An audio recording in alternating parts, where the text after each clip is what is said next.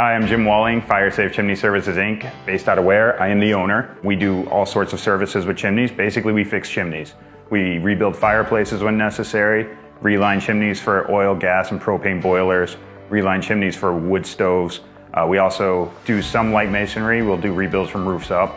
And we also install factory-built fireplaces into new construction, as well as adding them to a house if someone wants one. Mostly what we're looking for, or who's looking for us, is a homeowner. Typically they have a family or they're trying to sell their house and they want us to come do an inspection and make things right before someone else buys it. Those are really the two people that we're looking at, are homeowners. We do pretty well in terms of people inviting us to their homes. The two biggest misconceptions are we have to sweep every chimney before we do an inspection, and that actually a lot of people don't understand. Sometimes chimneys just don't need to be swept. We show up, fireplace has never been used, the boiler flue is in decent shape, the wood stove flue is in decent shape because, again, the wood stove's never been used.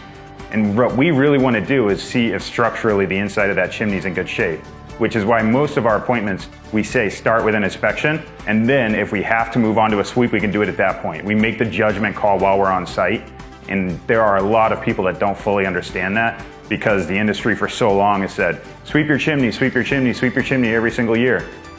If you haven't used it, it doesn't need to be swept, but it should still be inspected because it can be affected by outside forces. And if you want to use it, all of a sudden now you've got either a block chimney, sometimes a crack chimney. You've got all kinds of things that can happen, and people really don't understand that. Procrastination for anything is bad. Like even for water, if somebody says they've got a loose brick on top of their chimney, we'll absolutely go out and do an inspection on that. But that doesn't just mean the chimney on the exterior is bad. Depending on where that broken brick is, if it's halfway down the chimney, it's likely actually caused by something inside of the chimney. We'll say maybe the oil boiler has a flue tile that's either missing, cracked, doesn't have mortar in there. That can actually damage the exterior of the chimney, even though it doesn't seem like it should. But the moisture, the exhaust, the sulfur all gets out there, and it'll start to deteriorate an exterior brick.